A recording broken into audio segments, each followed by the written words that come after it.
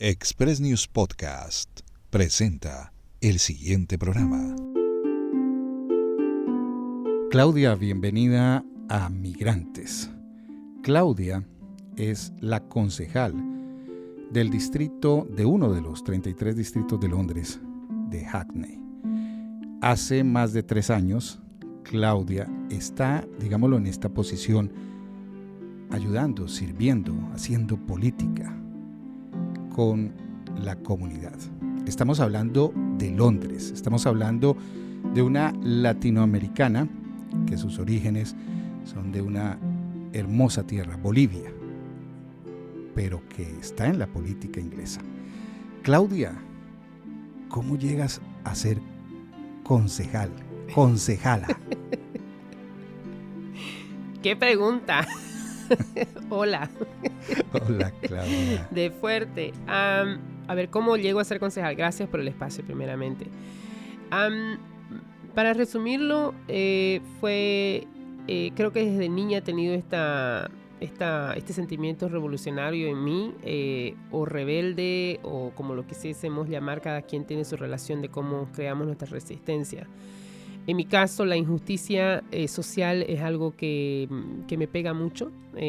Quizás desde niña lo vi en mi familia. Estamos hablando de Bolivia, obviamente. Desde Bolivia, sí. Vengo ya yo con esta visión en el que he visto a familiares, mis comunidades siendo explotadas. Yo he tenido momentos en mi niñez donde venían y nos cortaban el agua en la casa, por ejemplo. No teníamos para pagar la factura. Y a mí mi madre me ponía a hablar con el que venía a cortar el agua para distraerlo y negociar con él mientras mi familia atrás llenaba los baldes de agua para que nos dure 2, 3 días, una semana hasta cuando podamos pagar esa factura. Entonces estos sentimientos los tengo desde niña, ¿no? Ver cómo a pesar de que trabajas todas las horas del día, aún así no puedes pagar tu factura de agua y tus hijos no tienen agua para tomar o para bañarte o para lavar tu ropa, cocinar. Entonces todas esas injusticias siempre me han quedado a mí, me han dejado un legado de que a pesar de que tú trabajas y puedes trabajar duro y ser miembro de la sociedad, contribuir con el motor económico del país, mientras existan injusticias y políticas que son injustas, que aprovechen los de arriba y no el pueblo, entonces eso lo tengo muy impregnado. La parte más me parece que quiero también decirte es de que hubo una época donde nosotros como bolivianos tuvimos que emigrar, emigramos en masa a Latinoamérica. Como sabrás, ha emigrado, se estima 17 millones de latinoamericanos emigraron en un espacio de 15 a 20 años, o sea, eso es un número inmenso, grandísimo. En mi caso yo emigré en el 2003, donde habían yendo 300, 400 personas a la migración y sacando su pasaporte. Yo emigré gracias a la ayuda de mi abuelo. Pero al llegar acá, porque yo no tenía dinero para ello. Y emigré porque había mucha violencia en esa época. Y también porque yo no pude ir a la universidad. Yo soy de ese número de mujeres y hombres quizás, pero me enfoco como mujer. A pesar de tener las mejores notas y tener acceso a la universidad, me dieron la oportunidad de tener una beca internacional. Mi sueño era ser médico y especializarme en neurología. Mi sueño desde niña, ser médico.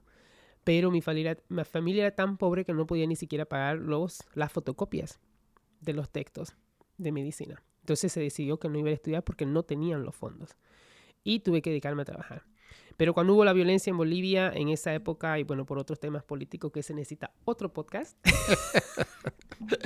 estoy disponible para el siguiente. Pero es una historia muy interesante, Claudia. Al venirme acá al Reino Unido, ya yo hablaba inglés. Como no pude estudiar en la universidad, yo decidí estudiar inglés. Siempre me gustó el inglés. ¿Lo estudias en Bolivia? Lo estudié en Bolivia. Yo vine ya desde Bolivia y ahí viene también otra parte del privilegio, ¿no? Yo vine ya hablando el idioma, obviamente no de una manera perfecta, pero con un nivel muy alto, y me encantó siempre el inglés. Y ya yo trabajaba en Bolivia porque yo salí de la escuela un jueves y el martes ya estaba trabajando full time. Yo no tuve oportunidad de ir a estudiar otra cosa, fui directo a trabajar y me convertí, ¿no?, en una persona que trae un ingreso a la casa. Estamos hablando de Bolivia. Uh-huh. Y tú hablas que es tu abuelo en el 2003. Él me dio el dinero para venirme. Yo no tenía. Él te dio el dinero. Para mi pasaje, para mi maleta. Yo no tenía dinero para mi maleta. A mí me asaltaron 3 veces en un periodo de 2 meses. La última, el coche casi pisa mi cabeza. Y pasó las llantas por mi oreja. Y ahí yo decidí, me voy. Las situaciones, digamos, eran totalmente contrarias a tus intereses, violencia. El país estaba fuera de control. Falta de Pedro. oportunidad laboral. El país estaba fuera de control. Y luego vino un cambio social. Pero yo salí el mes antes que vino ese cambio. ¿Tu familia se queda en Bolivia? Todos. Todos se No quedan. tengo a nadie. No tienes a nadie. Llegas en el 2003 a Inglaterra. Y aquí estamos los que nos están escuchando. En ese lugar estamos todos, hemos estado todos. Es terrible ese momento, es muy bonita la primera semana. Pero de ahí a ser, de estar en la política inglesa, yo creo que uno piensa antes otro tipo de cosas. ¿Cuál es ese puente? Exacto, como un día cualquiera, ya lo has dicho, tal vez en tus primeros años viste injusticias y tenías ya esa semilla. ¿Cómo esa semilla? Sí, los primeros 2 años, obviamente para resumirlo, los primeros 2 años fueron de mucha injusticia. Viví violencia, un poco violencia doméstica también, me parece, en cuestiones de, abuso laboral. La violencia doméstica, otro podcast en algún otro momento. Pero me parece de que había el tema de viví a carne propia cómo el abuso al migrante, cómo nos cierran las puertas. Me costó mucho abrir una cuenta bancaria. Estuve a 4 días de convertirme en indocumentada porque un banco no le daba la gana de abrirme una cuenta bancaria porque pensaban que los bolivianos no necesitaban o no merecían tener una cuenta bancaria. Me han cerrado muchas puertas. Estamos hablando de una Londres, estás en Londres, ¿verdad? De una Londres en el 2003 donde, digámoslo en términos prácticos, la persona que te atendía te discriminaba. Totalmente. Yo mostraba mi pasaporte y me cerraban el cajón, me decían, sorry, disculpe, we're closed, o ya vamos a cerrar. Y yo hablaba inglés. Entonces yo entendía lo que decían de mí, yo entendía la incomodidad de mi presencia en ese lugar. Y déjame te pregunto, porque es una pregunta para mí, como digo, obligada. ¿A qué crees tú que automáticamente a uno lo discriminan? Porque a todos nos ha pasado racismo. A mí trataron de deportarme varias veces. Entonces, todas esas historias son las que yo sé y que lastimosamente en 20 años no han cambiado. No han cambiado. No han cambiado. Yo no creo que hayan cambiado. Quizás hay una mejoría, pero no ha cambiado. Y yo creo firmemente, y aquí viene quizás la parte que no es muy común en mí, que dirán, Claudia siempre es positiva. Y no es ser negativa, pero yo no creo que el racismo vaya a desaparecer. Lo que van a mejorar son las leyes que nos van a proteger y que nosotros, en vez de... Yo no creo que el racista vaya a desaparecer completamente. Es un proceso de muchas generaciones. Pero lo que sí yo espero que existe, que va a crecer y que va a traer ese balance, es nuestro orgullo por nuestra identidad. Es nuestra visibilidad, nuestra seguridad de quienes somos. Caminar por las calles, yo soy mujer afro-boliviana. Ese orgullo que siento, y no tengo duda de la felicidad y el orgullo que tengo de ser mujer afro-boliviana, migrante, con un inglés no perfecto, con mi acento, pero que yo no me siento menos que nadie. Y estoy en proceso todavía, en proceso de decolonización. Estoy aprendiendo todos los días y quizás hasta el final de mis días siga aprendiendo y quizás no llegue a aprender todo lo que tenga que aprender. Pero yo creo que va a ser más más la presentación nuestra como comunidad, nuestro orgullo y nuestro posicionamiento que el racista.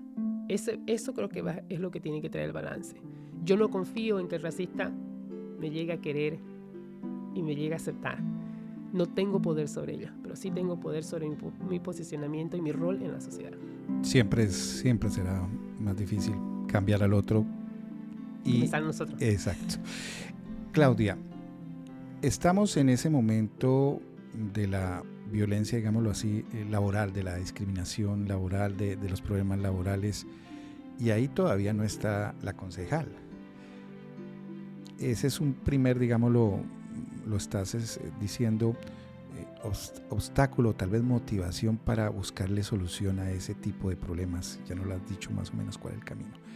¿Qué más motiva? ¿Cómo sigue ese recorrido para decir, bueno, Claudia al consejo? Para mí fue un loop, como le decimos o le dicen en España, bucle o un ciclo vicioso. Cuando yo cuando yo comencé a ayudar a la comunidad latinoamericana fue mismo cuando llegué a Londres y luego vi que había necesidades y barreras. Eso me incentivó a trabajar apoyando a la comunidad en su representación y haciendo traducción. Al hacer traducción empecé a entender que habían temas que se repiten. Eso me animó a ir a trabajar con las mujeres. Trabajé en Lourdes, fui terapeuta, fui voluntaria por muchos años y luego llegué a ser vice-chair de la organización. Y luego en Lourdes Lourdes fue una escuela, ¿no? Para escuchar las voces de las mujeres. Y en Lourdes aprendí que no podíamos hacer una representación política.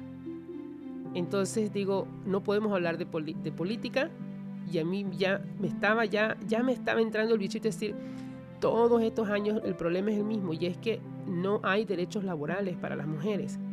Entonces dije, me voy a un sindicato. Yo quiero ir a trabajar en el meollo quiero trabajar en el centro del problema. Me fui a un sindicato. Llego al sindicato, me quedé varios años, miembro, llegué a ser la tesorera del sindicato, y de ahí me doy cuenta que son las leyes las que tenemos que cambiar. Estando ya en el sindicato. Estando en el sindicato. Entonces, esa fue mi trayectoria.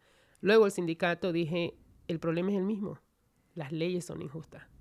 Y me salgo del sindicato, empiezo mi vida política. ¿Y qué pasó con los estudios? Yo estudié en este transcurso, para ser terapeuta de salud mental, porque en uno de mis voluntariados en Lourdes me inspiró mucho, antes de Lourdes de hecho. En Lourdes vi el impacto de la salud mental. Yo de joven tuve épocas depresivas, pero desde muy niña entendía que el tema depresivo para mí no era porque yo me levanté y me sentía mal, era porque mi alrededor impactaba mi estado emocional. Entonces, para mí la relación de justicia social y salud mental es clave. Y eso me ha llevado ahora como concejala a tener un gran logro histórico en el país, que en mi municipio yo escribí una moción que se hizo como una legislación en Hackney, donde nosotros reconocemos a la salud mental como un derecho humano.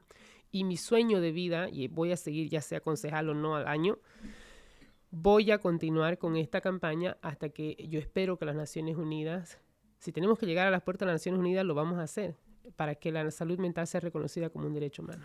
Una de tus banderas, digamos, y además por el estudio, y otra de tus, digamos, características, porque además de concejala, eres consejera. Sí, traducido al español sería consejera. Eres consejera, pero mejor... De salud mental. De salud mental, ¿verdad? Sí, terapeuta sería sería la mejor traducción, pero sí consejera.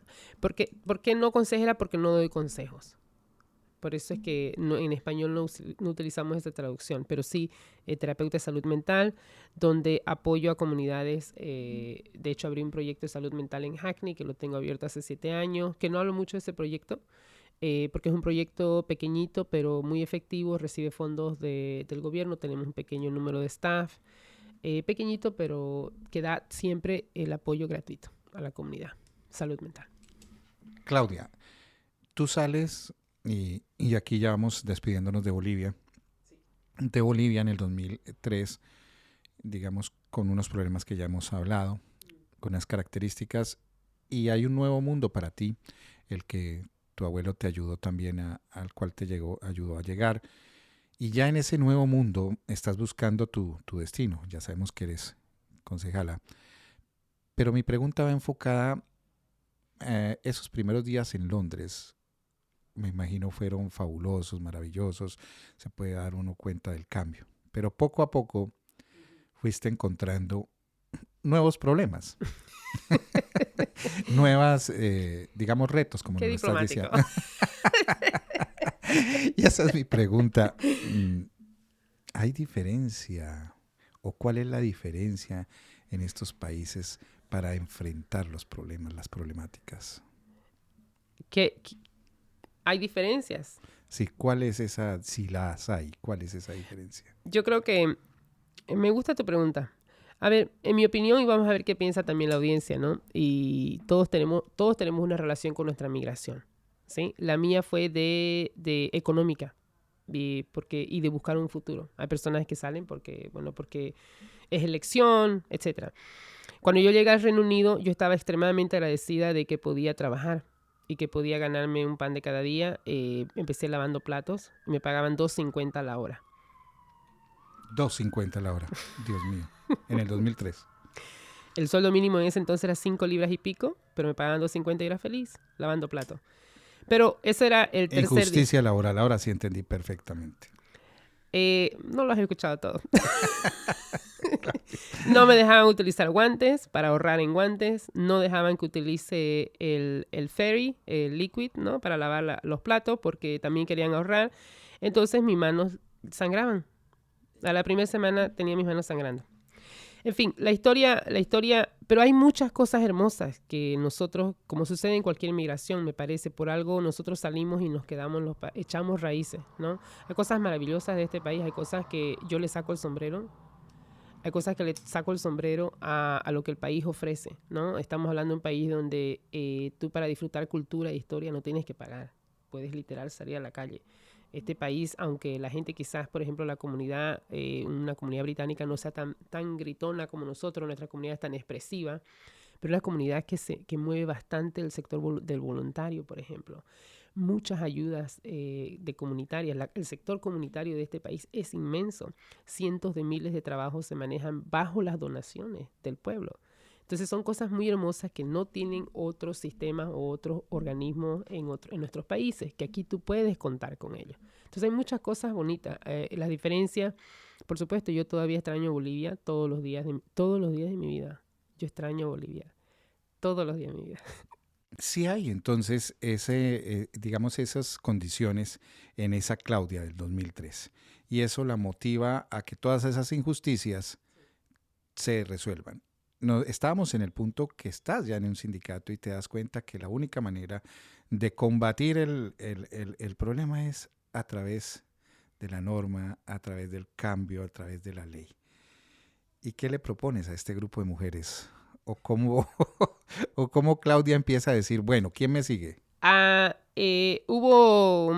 Me salí de LORS porque era claro que ya mi presencia más gravitando por el tema político, por los temas más democráticos, en el tema de parlamento, tenía un conflicto de interés con una organización, con una ONG. Entonces era muy clara esa posición. Cuando llego al sindicato, para mí fue una parte muy hermosa y sigo siendo miembro sindicalista. Una de las mejores experiencias de mi vida y momentos que hay un antes y hay un después. En LORS jamás voy a olvidar el caso de una señora de que se entera enfrente de nosotros que después de 13 años de trabajar con su empleador nunca había pagado contribuciones de empleador. O sea que no tenía una pensión. No tenía acceso a una pensión. Esos son momentos que te cambian la vida. Completamente ilegal, irresponsable y además, digámoslo, es un acto criminal. Estoy en el sindicato, veo muchísimos casos, pero el que me viene a la mente es justamente de una persona que tiene un accidente, se golpea el pie. No voy a decir muchos detalles del caso porque quienes saben y es un tema muy delicado, pero sabes de personas que han perdido la vida en abusos laborales o no has recibido atención médica porque tienes miedo a ser deportado, o ha avanzado el cáncer mucho porque tenías miedo a tu GP, porque sabías que te iba a deportar, o escuchas a mujeres que están trabajando y que no le están pagando todo su derecho o que le piden sexo en pago. Escuchas muchas historias, entonces ahí donde yo me doy cuenta, esto va a continuar hasta que no cambiemos la ley. Lo que tenemos que cambiar es la ley. Las leyes tienen que ser inclusivas, tienen que estar de acorde a los tiempos de ahora, no leyes que fueron escritas hace cientos de años. Bueno, el Reino Unido no tiene una constitución, que es la parte difícil de este país. No tenemos una constituyente, no ha habido una constituyente en este país, que yo espero que sea el sueño. Ese es el sueño, ¿no?, que uno tiene. Pero quizás no sucede en mi época, quizás sí. Pero esos son los momentos que te inspiran para seguir adelante y decir, no, vamos al siguiente paso. Tenemos que estar en esas mesas donde se toman decisiones y que son decisiones que no vienen a afectar la calidad de vida de este trabajador o trabajadora. Digamos ahí, y para hacer un salto grande, sí, te lleva casi 20 años 20 años construir, tener el acceso a ya políticamente dar un gran paso para ese tema del cambio de normas, del cambio de leyes, de crear leyes, que ya lo has hecho, ya no lo dijiste con la parte terapéutica, con la parte de salud mental, específicamente para Hackney. 20 años. ¿Esos 20 años te la pasaste trabajando en política? No. Yo he sido, desde que llegué en el 2003 hasta el día de hoy, pero hasta el final de mis días, he hecho trabajo comunitario. Siempre trabajo comunitario representando a personas. Entonces, cuando yo llego a la alcaldía, en realidad yo soy era miembro del Partido Laborista desde el 2016. Cuando yo llego a ser electa en el 2022, yo tenía muchos años de experiencia de organizadora, en reuniones, comunitario. Pero previo al 2016, ¿sabes quién me dijo? Fue un diputado, una diputada que me dijo cuando vino un evento donde yo estaba organizando, que organicé la primera carrera de 5 kilómetros en Hackney, la realicé con jóvenes cuando era yo youth worker. Me estoy dando cuenta que fue la primera en todo Hackney. Y ella vino y me dice, tú tienes que ser concejal. Yo le digo, ¿qué es concejal? No tenía ni idea. Y me dice, tú tienes que ser concejal, hablemos, búscame. Y me puso en su reporte del Parlamento. Eso fue en el 2012. Imagínate, en 2012. 2012. Y yo, ni idea, yo solamente hacía trabajo comunitario y justicia social. Siempre. No tenías en la cabeza ser concejal. Nunca. Esto fue como fue desarrollándose de acuerdo a las necesidades, diciendo que nuestra comunidad no está involucrada en esto. Pero naturalmente había una Claudia que trabajaba con la comunidad. Siempre. Que esa es, digamos, la esencia, es la savia de la política y es el contacto con la comunidad. Y es algo que a mí, y yo te agradezco, me gusta esa reflexión, y yo agradezco mucho también a mi comunidad, porque yo sé que quien me conoce sabe mi posición política o mi posición comunitaria desde siempre. Saben que la justicia social y mira, es muy interesante, en los talleres que yo tengo ahora, tengo personas que están en posiciones políticas opuestas a las mías, digamos, en Bolivia. Pero eso nunca va a ser una barrera. Aquí lo que nosotros tenemos que estar es bien como comunidad, como migrantes. Tenemos que crecer, que no nos abusen, tener representación y que porque no hablamos el idioma a nivel perfecto, que eso va a ser una barrera para nuestro crecimiento. Entonces, esa es mi pasión. Que nadie venga a ultrajarnos y que crezcamos como comunidad. Entonces, sí sea que tú estés de acuerdo conmigo, con mi socialismo. Te respeto. Pero aquí como migrantes, yo aquí voy a salir, si yo tengo que salir a huelga por una persona que está en opuesta posición política conmigo, el tema de Bolivia, que es un tema fuerte delicado y caliente y la papa caliente, yo no tengo problema. Aquí nosotros somos migrantes y nuestros derechos se tienen que respetar, o trabajadores, o como mujeres, como hombres, absolutamente. No, está muy interesante y este podcast, digamos, gira en torno a la política y todo esto que hemos hablado es política y nos vamos metiendo más en la política. Decías que en el 2016 estabas y estuviste y obviamente llegas por la representación del partido laborista. Uh-huh. En ese momento, obviamente, digamos, el comando del poder en el Reino Unido no era del Partido Laborista. Eran días difíciles. Ejercían de oposición, digámoslo así, de alguna manera. ¿Cómo fueron esos días en ese partido? Bueno, es muy interesante porque yo llegué... yo siempre he sido politizada en el sentido de que en Bolivia las elecciones son obligatorias de que sucedan y como en nuestros países es el día que se toma libre, entonces desde joven tú tienes conciencia política. No quiere decir que estés de acuerdo con ello o que te importe o que votes por ello, pero el sistema te hace entender que existe un sistema político. Aquí puedes pasarte años sin saber cuándo son las elecciones, sin saber si tienes derecho a votar, porque el electorado es la última de las preocupaciones del sistema político de este país. No ves propaganda en las calles, tú no ves paredes pintadas como la de nosotros. Yo me acuerdo en Bolivia nos traían papa, arroz, los candidatos tamales. Entonces tenemos otro sistema. Pero aquí cuando yo estoy en el 2016, cuando me animo a ser miembro oficial del Partido Laborista, porque no lo era, pero siempre fui inconsciente del sistema político, pero aún así no seguía tan de cerca, siempre seguí el tema latinoamericano, el tema de Bolivia, lo he seguido de cerca casi todos los días de mi vida. Ahora, cuando yo llegué al Partido Laborista, teníamos a Jeremy Corbyn. Claro, era el representante de ustedes, la cabeza. Y para mí Jeremy Corbyn, y lo saben, o sea, el que me conoce sabe que yo tengo una afección completamente inmensa, una admiración por Jeremy. Tengo el orgullo de haber trabajado con él en algunos lugares, ser panelista con él en mesas donde, imagínate ser panelista al lado de Jeremy Corbyn. No porque estamos hablando de una personalidad, sino por la calidad de humano que es él. Te voy a contar algo súper rápido. Hazle. Para eso está el podcast. Mira, una vez que estábamos organizando algo con Jeremy Corbyn, con su equipo, yo le digo al camarada Jeremy Corbyn, me dice, ¿vamos a almorzar? Y yo digo, ok, wow. Sí, camarada, claro, por supuesto. Nos fuimos a comer algo con su equipo. Él va caminando, él camina por su barrio, él se conoce todo. Y donde va, lo paran, o sea... Sí, es una figura. Una es figura. Muy conocida, sí. Nos sentamos a comer. Hay 5 personas que ya lo han parado. Le dice, disculpe, hello, buenos días, lo saludan. Pero hubo un joven que para mí fue un antes y un después.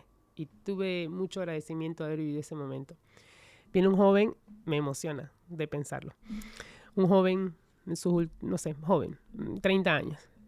Y lo para. Y él estaba vestido como pareciera que es constructor, ¿no? Un joven... muy ameno, y viene y le dice muy tímidamente, y Jeremy estaba sentado frente mío, su esposa, parte de su equipo, y le dice, disculpe, Jeremy, por favor una palabra. Y él dice, sí, disculpe que le interrumpa su almuerzo, 1000 disculpas, pero es que quiero decirle gracias. Le dice, cuando yo tenía 4 años, mi mamá se quedó en la calle. Y usted no consiguió casa. Quiero decirle gracias, porque estamos bien. Gracias por su gestión. Y le dice, no se preocupe que yo no espero que usted se acuerde quién es mi mamá, pero yo quiero decirle gracias. Mi mamá está bien, gracias. Jeremy lo mira y le dice, se para. ¿Cómo se llama tu mamá? Mi mamá se llama tal. Oh, claro que sí. Y ese landlord le dijo tal cosa y fue muy injusto y después La memoria del político. Y yo, en lágrimas. Claro. Digo, no tuvimos ese primer ministro. Sí, porque ese es exactamente, digamos, el hilo conductor de la historia de Jeremy. Y es que no logra ser primer ministro. Porque le ponen el pie. Exacto. Y lo decimos en el contexto porque pues hoy en el poder está el partido laboral. Sí. Entonces sí, esos han sido momentos muy importantes y seguimos en esa línea humana, ¿no? No tanto de la politiquería y el tema de carrera, de ser, no sé, estos roles. La política va y viene, pero es la humanidad y la comunidad. Entonces, sí. Vives un buen momento, 2016, entras en la lista y ahí va un poco también la parte educacional. Y es, yo estoy hoy y quiero ser concejal. Tengo que hacer trabajo comunitario. Espero que lo seas. ¿Sí o no? Gracias, Claudia. Aquí estamos bien, haciendo periodismo. Claudia, entonces, ahí en ese momento tú has hecho un trabajo comunitario, que ese es como el primer mensaje a quienes estén interesados. Después de ese trabajo comunitario tienes la suerte de estar con líderes, como uno lo llamaría, con gente que lo inspira, que está conectado con lo que uno hace, que no traiciona, digamos, eso es lo que decíamos, esa columna vertebral de la política que es la comunidad. ¿Por qué Claudia deja el partido laboral? Esto no me lo han preguntado en español, así que te lo agradezco de corazón. Nunca me han preguntado esto. Gracias. Mira, te lo resumo. Es muy fácil. Cuando fui electa en el 2022, empieza a haber un sentimiento anti-inmigrante, un lenguaje anti-inmigrante muy fuerte en el Partido Laborista. Muy fuerte.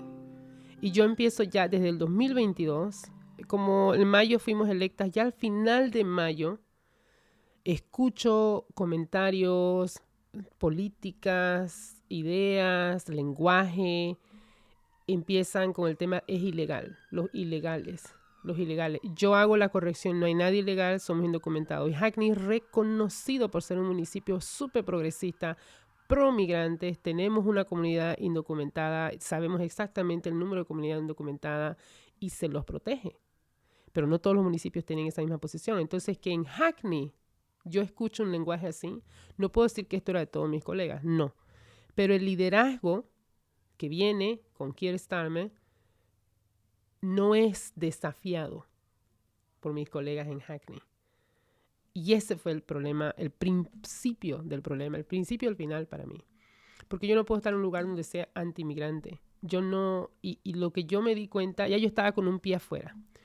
Entonces yo lo hablo con mis colegas, le digo, esto es una situación muy seria para mí. Yo no puedo abogar y salir a la calle y hablar, únete al Partido Laborista, apoya al Partido Laborista, cuando está teniendo políticas anti-inmigrantes y no están desafiando la retórica que tenía el Partido Conservador. No lo acepto. Entonces ya yo estaba con un pie afuera y luego viene el 7 de octubre y me suspenden por yo apoyar al Partido Verde, quien quería traer una moción del cese de fuego, ¿no? El cese al fuego. Y me suspenden. Soy la primera concejala. Cese de fuego. Ceasefire para el tema de Gaza. Entonces ya yo estaba con un pie afuera, muy insegura, muy insatisfecha, muy molesta con el lenguaje que se estaba utilizando por los migrantes y veía de que no iba a cambiar. Ese fue un momento hubo un momento que hubo una entrevista del liderazgo del partido que lo dicen en tal manera en la BBC que ese fue un antes y un después para mí. Digo, esto no hay cambio. ¿Cuál fue ese momento? Cuando dicen que absolutamente tienen que asegurarse que no existan ilegales en este país. Llamando ilegales a quienes son indocumentados. No le da la oportunidad a la humanidad de la persona que es supuestamente el ticket con el que fueron electos. Claro, porque el Partido Laborista, entre otras, me imagino tú esperabas tal vez del Partido Conservador pronunciamientos de ese estilo, pero no del Partido Laborista, que es un partido que entre sus principios pues ha estado Jamás. tipo de es la decepción más grande. Y recuerda que cuando yo te unes a un partido político, tú no eres propiedad de ese partido político. Yo no soy propiedad de ellos. Yo soy una mujer afroboliviana. Mi abuela, mujer negra, sufrió racismo. Mis ancestros han sufrido racismo. Ellos, el sufrimiento tiene que ser mi libertad, el significado para mi libertad. Ellos lucharon por un mañana mejor. Yo soy ahora ese mañana, este presente ahora. Yo no puedo aceptar racismo. Dos hechos. El primero, ese lenguaje que no se ajusta a tus principios, a tu discurso proveniente del partido al cual hacías parte.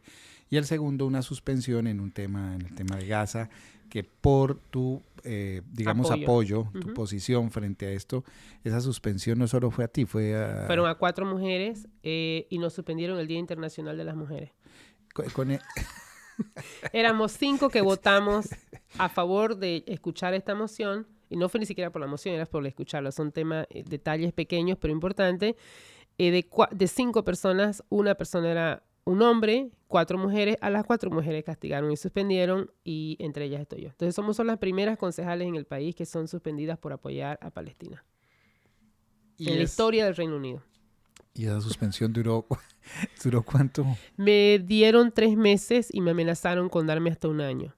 Y me dijeron en una manera informal, deberías agradecer que no te damos 1 año de suspensión. Yo le digo, bueno, si me dan 1 año yo me lo tomo con café y arepa. No sé por qué. Y después de esa suspensión, ¿qué viene? Al mes me salí. Porque al retornar nos hicieron un sinnúmero de injusticias, nos echaron de varios lugares, nos bloquearon, había un desprecio, y a pesar de que estábamos suspendidas, nos obligaron a salir a las calles, a votar, a pedir el voto por el Partido Laborista, y nosotros decíamos, no podemos salir si estamos suspendidas. No, tú tienes obligaciones de aún así salir y hacer por lo menos una vez a la semana, una vez al mes, no me recuerdo, hacer canvassing, ir y tocar la puerta y pedir el voto por el partido. Ahí te quiero preguntar, de alguna manera tus pensamientos, tu cerebro, me imagino que se devolvió a ese momento de ese sitio donde ni siquiera guantes había para protegerse las manos, a ese migrante, sitio cuando no es tu idioma, cuando no te atendían, y ahora lo sientes igual, habías hecho, digamos, la tarea, estabas haciendo, pero aquí hay un elemento muy interesante, y es que ya este país te permite moverte, es decir, ya sin miedo Libertad dices, de movimiento. de opinión, no estoy de acuerdo, listo, respeto que ustedes piensen así, tal vez como decíamos al principio, es más fácil que cambie yo a que ustedes cambien. Totalmente. Y tomas la decisión, entrega, eso se hace por carta, me imagino. Es un proceso, no es cualquier proceso, tiene su proceso. Me puedo imaginar en Inglaterra. Pero para mí, yo siempre pensé, ¿qué es lo peor? Cuando como terapeuta también me di mi propio procesamiento, ¿no? Emocional. Y la pregunta es, cuando estás en estas encrucijadas o en estas intersecciones, ¿no? ¿Qué es lo peor que puedo hacer? ¿O qué es lo peor que puedo dejar de hacer? Y para mí era quedarme en un lugar donde yo decía, si me tratan a mí así, ¿cómo van a tratar a otros residentes migrantes que quizás no hablan el idioma, o que quizás no tienen el conocimiento, o que quizás no les gusta la pelea como me gusta a mí, porque yo sí me defiendo? Entonces, sí, el proceso no es fácil, pero no es difícil, no es imposible. Salirse del partido tienes que llenar una aplicación y a ver si te la aceptan. Obviamente yo no esperaba que me la acepten, yo me salí. Dejé de pagar mi membresía, tuvimos una reunión con la alcaldesa de Hackney, le expresamos nuestras inquietudes y las razones por las cuales nos estábamos saliendo, pero dejamos muy claro nuestro compromiso por los residentes de Hackney, el pueblo, y dijimos, sí, posiblemente en 2 años no seamos más concejalas porque van a venirse por nosotros y no querer que seamos electas de nuevo, pero vamos a vivir 2 años con nuestra honestidad, nuestros principios, nuestros valores, representando a los residentes sin tapujos, sin barrera, sin pedir permiso para representar a un residente. Vamos a representarlo y vivir honestamente. ¿Y cómo haces para moverte al otro partido? No estoy en ningún partido, yo soy independiente. Entonces la decisión es de mantenerme independiente. Si me moviera a otro partido, eso sería una decisión muy monumental. Yo me he quedado independiente como socialista y estamos creciendo en ese movimiento, porque me pareció que yo no me salí porque me gusta otro partido. Yo en mi corazón soy laborista.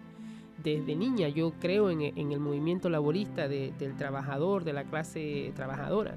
De la clase trabajadora social, entonces working class, ¿no? Pero no me salí porque me voy a otro partido, ¿no? Ese no fue mi caso eran mis principios. Y estás como independiente. Como independiente, somos las primeras concejalas independientes en la historia del municipio, de la alcaldía. Las que suspendieron, todas se fueron de independientes. No, de nosotras 4 salimos 3, la otra persona se quedó. Y son las primeras, me dices. Tuvieron que cambiar la constitución de la alcaldía, porque nunca ha habido un concejal independiente en la historia del municipio. Imagínate Imagínate el orgullo. Los cambios que han generado. ¿Ah? ¿Y sabes quién inició este proceso? Fui yo, que me molesté tanto, y la llamé a mi colega y le dije, oye, ¿y si nos salimos? ¿Por qué tenemos que estar acá? Yo vengo de una historia, mi región latinoamericana, nosotros sabemos la lucha. Y nuestras luchas han sido duras. Nosotros hemos salido a las calles. Bueno, en Bolivia o es carnaval o es huelga. Estamos en las calles siempre. Eso yo lo llevo en la sangre, ¿no? Increíble. Es decir, no existía antes representación, digámoslo, se puede llamar independiente. Nunca. Esto lo hemos abierto nosotros. ¿Y en otros distritos? Sí. En otros municipios, en muy pocos, claro. En muy pocos. Pocos. Pero en Hackney era la primera vez. En la primera vez. Modificar. Mira, era la primera vez que éramos concejalas independientes, que hay 3, y como éramos 3 y el Partido Verde eran 2, entonces nos convertimos en el segundo grupo líder de la oposición. Nosotros no planeamos nada de esto. Y al formar un grupo, ahora ya somos un grupo político, y al formar un grupo nos enteramos que tenemos acceso a tener una oficina en la alcaldía. Claro, somos fuerza política. Entonces, ahora yo soy la co-líder del segundo grupo oficial de oposición en la alcaldía. ¿Cuál es el grupo? El Tory, los conservadores. Ellos son la oposición política en Hackney.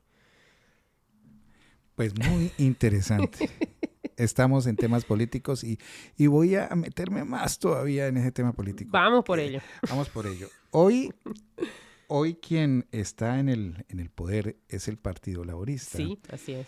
Quizás no mucho tiempo, no lo veo pasando su primer gestión. Del cual tú fuiste parte. Totalmente. ¿Cómo vives ese momento, verdad? De todas maneras, muy ya no estás, pero llegan al poder. Muy decepcionante. A mí me da muchísima pena, me da mucha pena tantas cosas ver que, a ver, yo no soy anti-labor, anti-liderazgo actual, ¿ok? Pero el liderazgo actual es tan malo y tan inhumano que me fue imposible quedarme en esas líneas, ¿ok? En la línea política. Keir Starmer prometió famosamente 10 promesas que tuvo, las 10 las ha quitado. Incluso borró su website, literal, las borró todas. Pero de las cosas duras, por supuesto, el tema migrante para mí muy fuerte, con mucho orgullo hablan y se llenan la boca diciendo que han deportado más de 17,000 personas desde su gobierno y van a hacer mucho más y mucho más que el anterior gobierno. Esas son cosas inhumanas. Aquí no tomamos en cuenta, hay muchos detalles dentro del tema de la migración. Pueden que hayan personas que tienen que irse del país, yo no lo niego, eso. Pero hay muchos casos que son por injusticias sociales, porque no pudieron pagar, porque el pasaporte está retenido, porque lo que sea, son cosas tan pequeñas y no tienen la oportunidad de quedarse.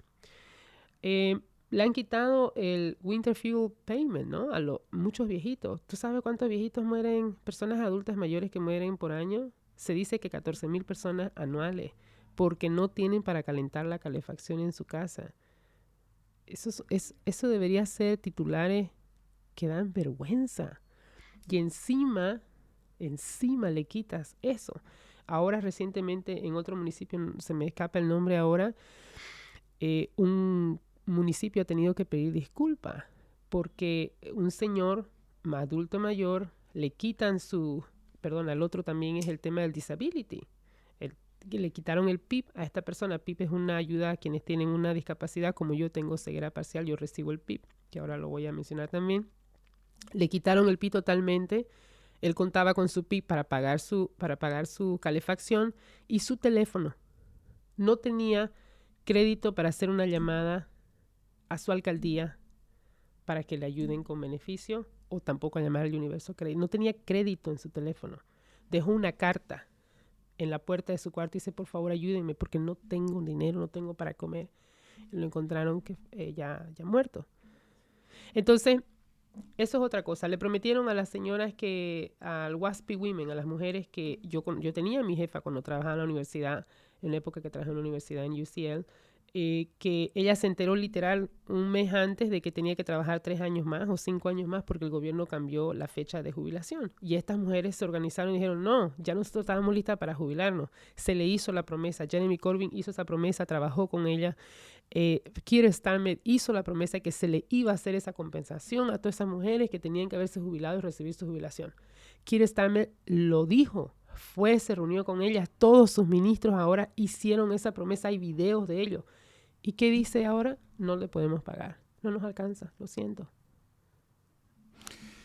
Tú decías algo muy importante y estamos en este podcast fabuloso de política y era, para generar cambios hay que cambiar la ley, hay que cambiar la norma. Y ahí entramos al otro tema. Es muy interesante hablar de política en el Reino Unido, en español lo estamos hablando, por supuesto, con latinoamericanos, con hispanoparlantes.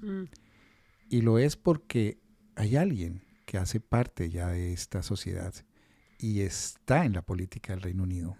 Esa eres tú, Claudia, eres una de las personas. Gracias. Pero el que lo quiera hacer y el que esté escuchando este podcast es tan sencillo como lo hizo Claudia. Pues no es tan sencillo también porque lleva tiempo.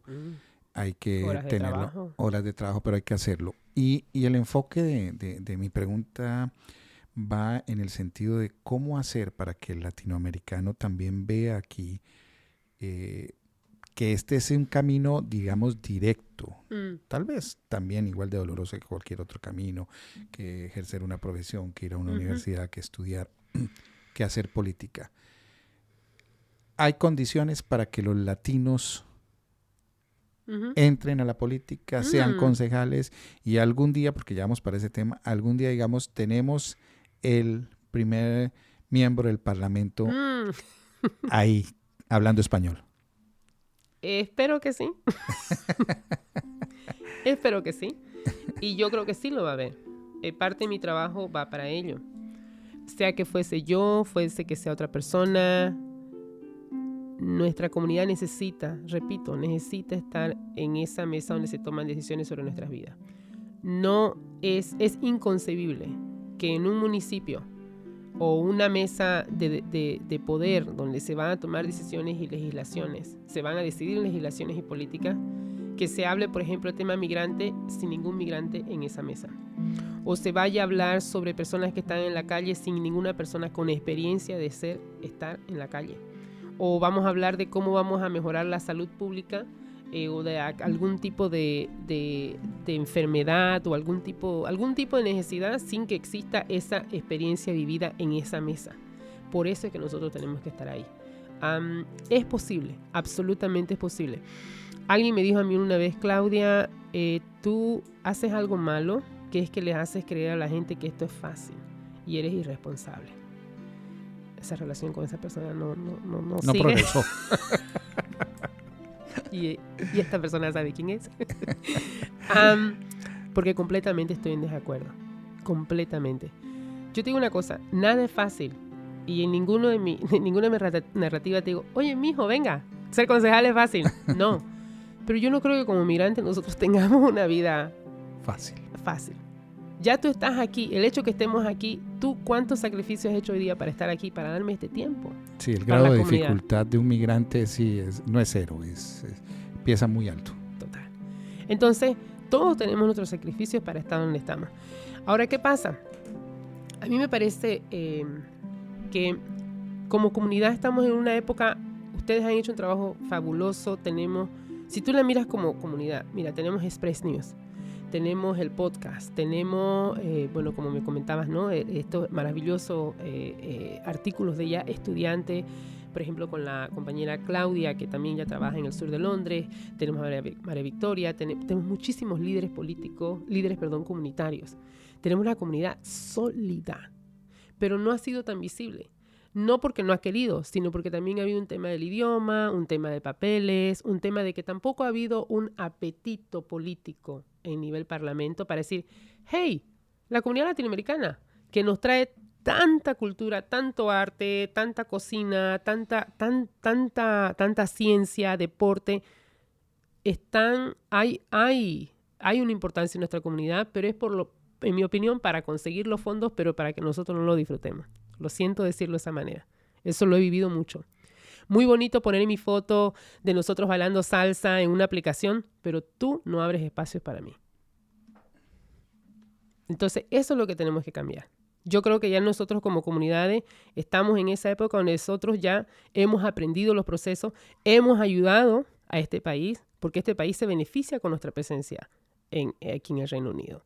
Y no lo digo de una manera resentida, no, pero es reconociendo también de que en nuestra propia existencia, si tú vas, te voy a dar un ejemplo, si tú vas a, qué cómico, cuando el Elephant and Castle, o cuando van a demoler un lugar, el Elephant and Castle fue muy, muy, muy interesante para mí. La lectura que yo le di fue de que están las tiendas donde venden empanadas.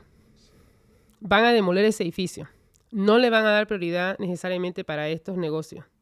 Van a poner un Marks and Spencer. ¿Y qué hace Marks and Spencer? Vende empanada colombiana, hecha por ellos. ¿Dónde está el negociante? ¿Dónde está el auténtico negocio que trajo las empanadas, pero que ahora el capitalismo encuentra un lugar de manera de aprovecharse y hacer mucho negocio, pero tampoco no dándole esa presencia a lo auténtico? Y ahí también está que si las voces latinas no tienen esa visibilidad, esa representación, pues tampoco se puede hacer mucho, porque volviendo a tu frase de experiencia, y es, si no hay cambio en la norma, no hay cambio en la ley, pues digamos el modus operandi sigue siendo el mismo. A propósito, y ya dando el giro para esta parte final, sin abandonar la política, ¿cómo nos va, digámoslo, a los latinoamericanos en términos políticos? Hay muchos colegas, hay más concejales, concejalas. Sí. ¿Cómo va este tema? Yo, mira, nosotros somos 18,000 a 19,000 concejales en Inglaterra y solo, hasta donde tengo entendido, puedo estar equivocada, somos 10 concejales latinoamericanas. En mi entendimiento somos 2 independientes que dejamos el Partido Laborista. Rosa, muy querida y una excelente concejala que muy conocida en la comunidad. A la señora María Linfort, y también tenemos Natalia, ¿no? Natalia, que creo que sigue como concejal, espero que sí. Me imagino en el Partido Laborista, y otros colegas que no me recuerdo sus nombres lastimosamente, porque tampoco he tenido mucho contacto. Pero más o menos 10 me dices. Sí, tengo entendido que son 10. Ahora, volviendo, quería decirte algo súper rápido que sí se puede. Lo que yo creo que ahora espero que pase cuando vengan las elecciones al año, el 2026, es de cualquiera que sea el partido, que la gente se sienta animada a participar, de que sepan que es posible hacer muchas cosas. Yo quiero hablarte de 2 cositas. Una, en mi opinión, de lo que más me llena de orgullo, y que espero que esto sea como una puerta a lo que podemos hacer como concejales, futuros concejales, todos los que me están viendo o escuchándonos hoy. En el municipio de Hackney, cuando eres concejal, tú puedes sugerir traer una moción o un motion. Y ese motion es aprobada y pasada en la Cámara y se convierte como una legislación local. ¿Ok? Y luego esa moción puede tener una solicitud a nivel nacional. Ya sé que le escribimos al primer ministro, vamos a exigir tal cosa. Yo tuve la fortuna, yo no sabía que era buena para esto, pero he escrito varias mociones. Y de hecho tengo 2 ahora que estoy escribiendo, pero las que escribí ya han pasado, he logrado pasar en los 3 años que he sido concejala, 2 mociones muy importantes e históricas. Una fue la de salud mental, donde queremos que, Hackney reconoce la salud mental como un derecho humano. Y la segunda moción, para mí importantísima, es de que Hackney ha oficialmente aceptado llamar al fin del hostile environment, este ambiente hostil contra los migrantes. ¿Esto qué quiere decir? A ver, yo no me lo inventé esto porque me vino la idea. Esto es algo que se ha pedido en la alcaldía desde hace muchos años. Pero recuerda que el Partido Laborista es el que está deportando más que el anterior. Entonces Hackney, la administración laborista, está en una encrucijada. No puede pedirle a su liderazgo que haga lo contrario que ellos están haciendo. Entonces, yo respeto y admiro mucho a mis colegas en Hackney, que a pesar de saber que iban en contra del liderazgo nacional, fueron por lo que siempre han hecho, que es luchar por los migrantes, y apoyaron mi moción y pasó. Eso fue histórico. Entonces, nosotros como Hackney somos el primer municipio en el país que decimos no queremos más ver este hostile environment que fue introducido en el 2012 por Theresa May. Entonces, eso, por ejemplo, ya el que quiera apuntarse y que quiera animarse, es una campaña que como comunidad migrante tenemos que luchar hasta que se acaben todas esas políticas hostiles contra el migrante, que son 6, y que fue introducida en el 2012, y que incluye desde cobrarte en el NHS, pedirte papeles cuando vas a alquilar una habitación, son varias. Entonces, la solicitud que hemos hecho es de que quitemos todo ello, y la solicitud yo añadí en la política, en la moción esta que escribí, que ahí sí que no creo que podía escribir tanto, pero bueno, lo hice bien, es de que pedimos de que se haga una revisión total de todos los costos de las home office, donde nosotros decimos la nacionalización es muy cara. De hecho, la nacionalización cuesta 367 libras de principio a fin, pero hay una superinflación y queremos que eso se revise. Y Hackney aceptó pedir eso a la home office, entonces yo admiro eso y es histórico. Pues Claudia, política de principio a fin. Y la última pregunta, ya pocos minutos, pero no puedo desaprovechar esta oportunidad, y es, cuando hablamos de los migrantes, hablamos de los hispanoparlantes, de los latinoamericanos en la política, pues acabamos, digamos, de tener un panorama, digámoslo, en política internacional bastante interesante, y es el de Estados Unidos. Digámoslo que, como dirían los especialistas en política comparada, pues es también un reflejo, porque acá estamos también migrantes, en cualquier parte del mundo hay migrantes. ¿Cómo ver esa experiencia? Y lo digo en términos de el voto latinoamericano tuvo mucho que ver en la última elección en Estados Unidos. Y hoy vemos voces latinoamericanas un poco confundidas, contrariadas, tal vez molestas. ¿Cómo, y escuchando tu parte política, tu espíritu político, tus pensamientos, tus ideas, cómo ves este caso? Bueno, yo comienzo primero con la empatía. yo creo y espero la comunidad que tenga esto muy en cuenta. Y sabe, yo cuando he estado en talleres donde he escuchado que se culpa al migrante, he escuchado cosas como, es que los migrantes son unos flojos, nuestra comunidad son irresponsables, no sirven. No, yo no creo en ello. Yo creo que todos comunicamos algo de acuerdo a las experiencias que tenemos como comunidad. En Estados Unidos, mi opinión, y lo digo con mi opinión con pinzas y con mucho respeto, es de que tenemos que entender el contexto de lo que sucede en los Estados Unidos.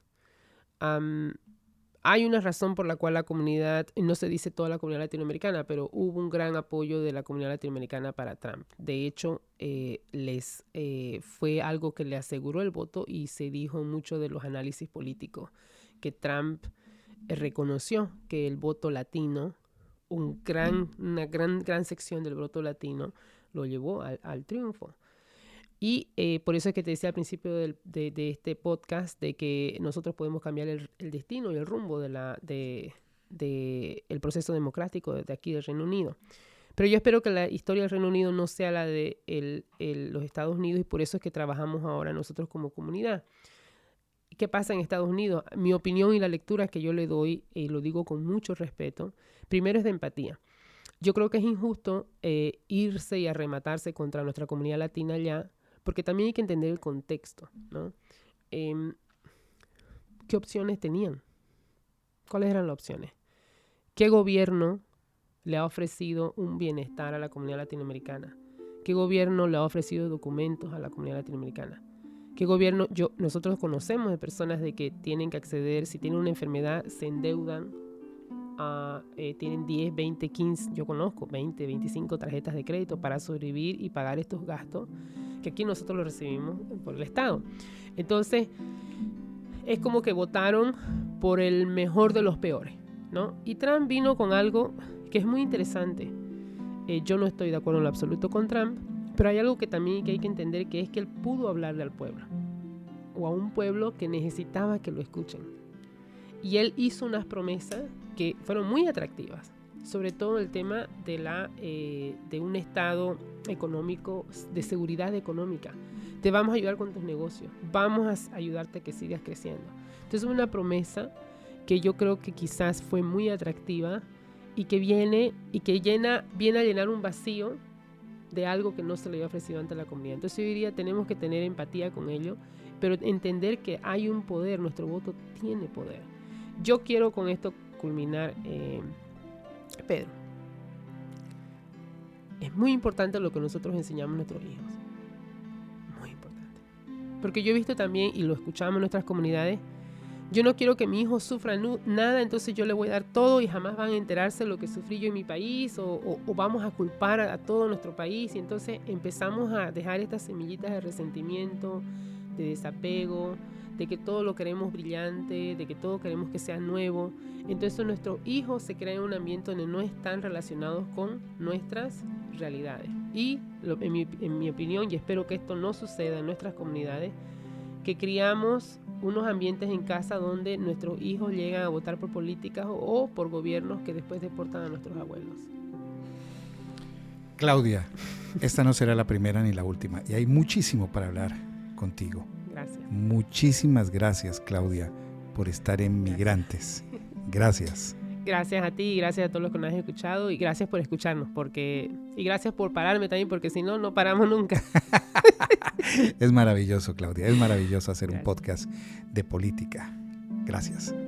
A ti. Express News Podcast presentó el anterior programa.